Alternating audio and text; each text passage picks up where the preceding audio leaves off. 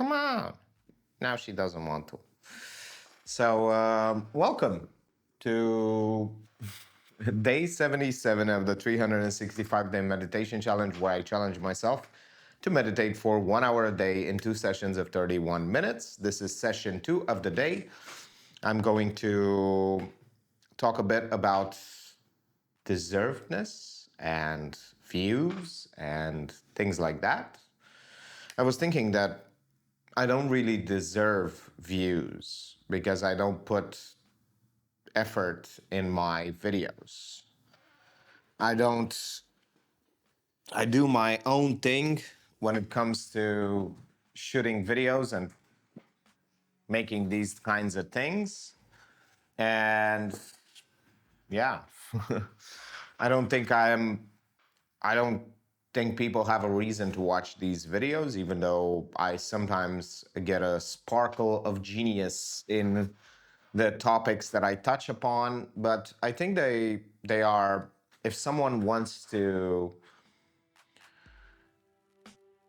view the human side of other people and build a connection with them, I think they're not build a connection, but more like understand that this kind of content is for people who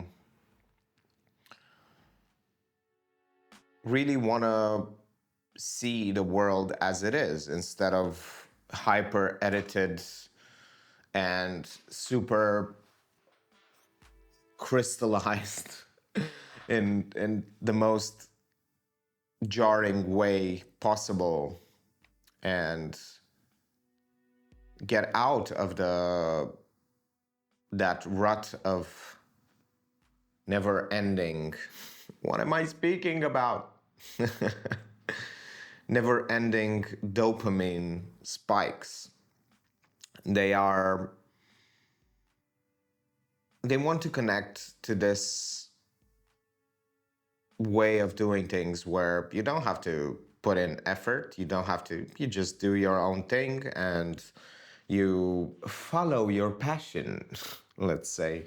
But yeah, it's a bit more different. Like, I wouldn't watch my videos, honestly, because they are boring.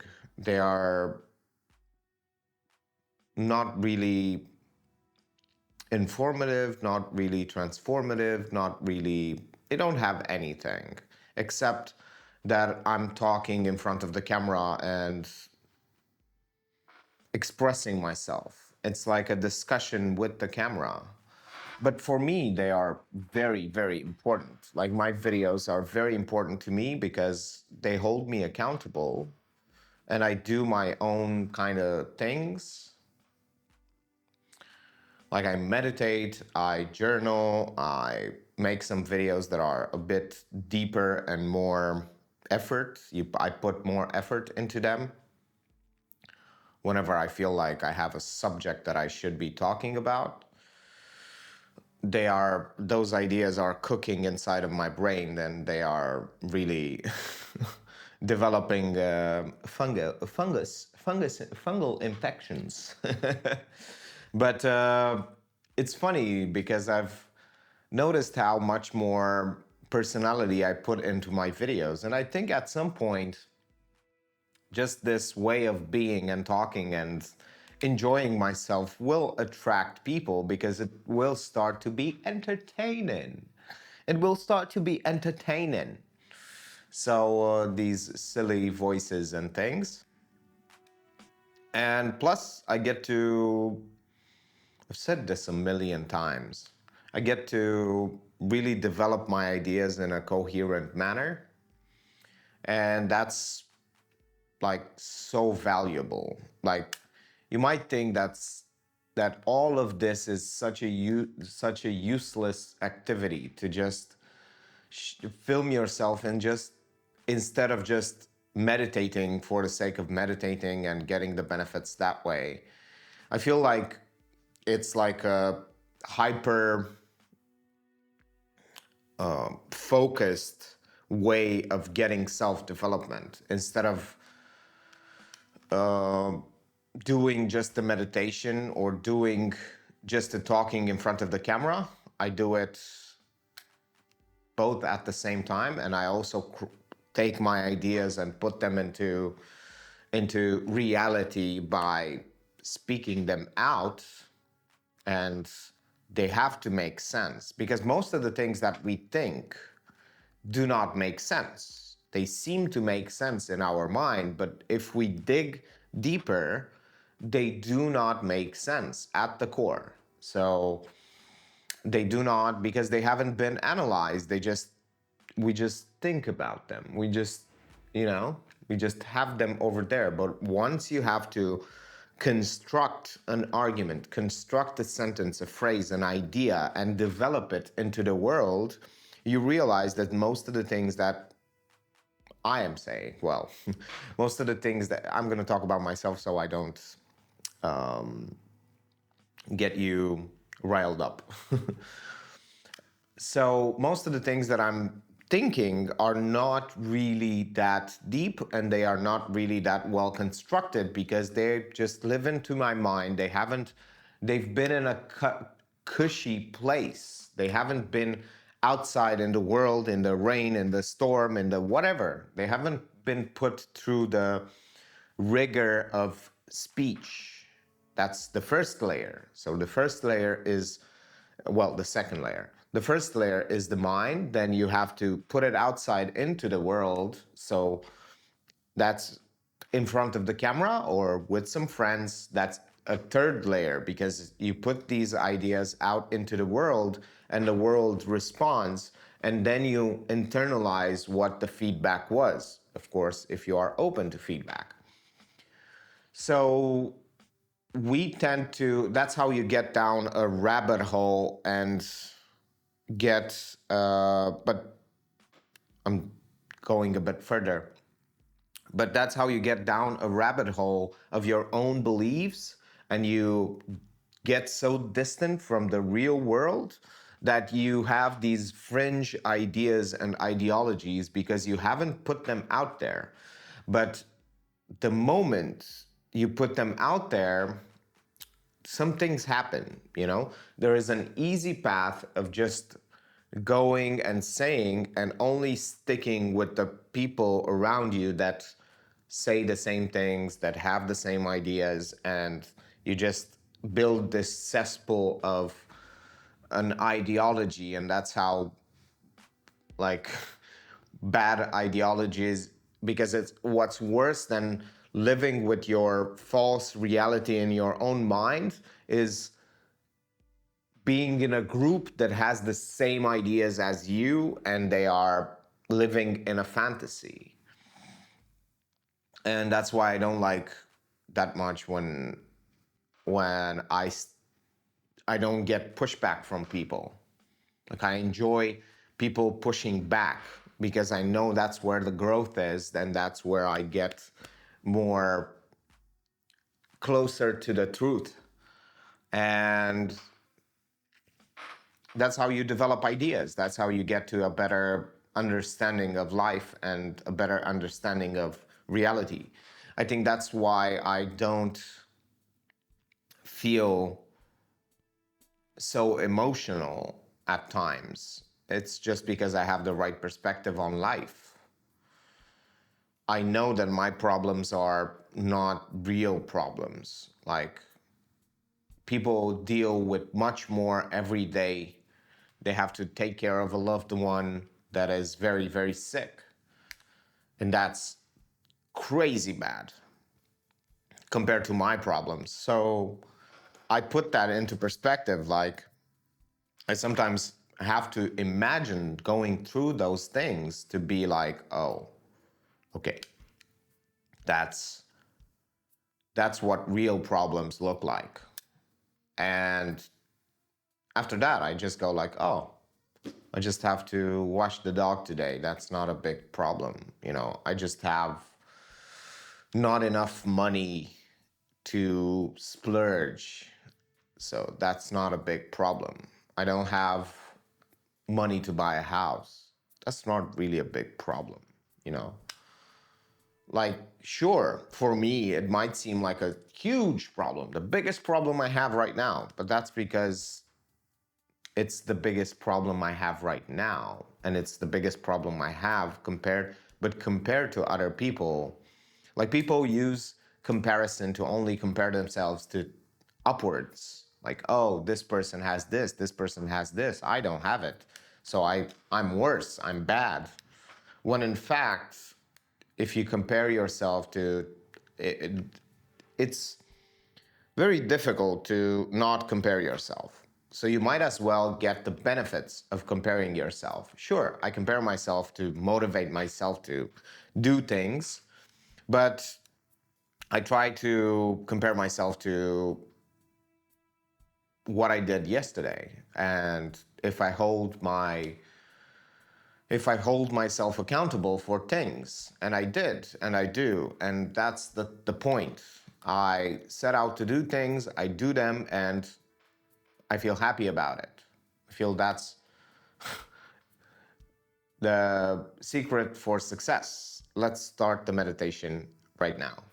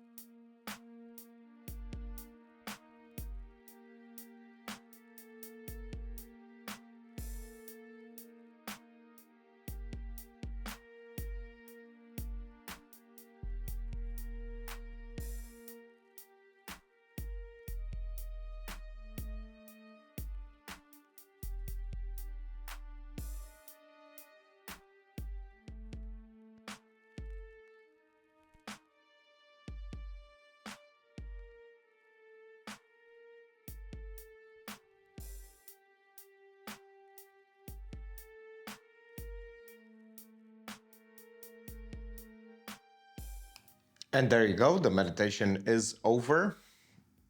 I was celebrating in my mind the fact that I am so close to starting to post the courses, even though I should have started to post like months ago.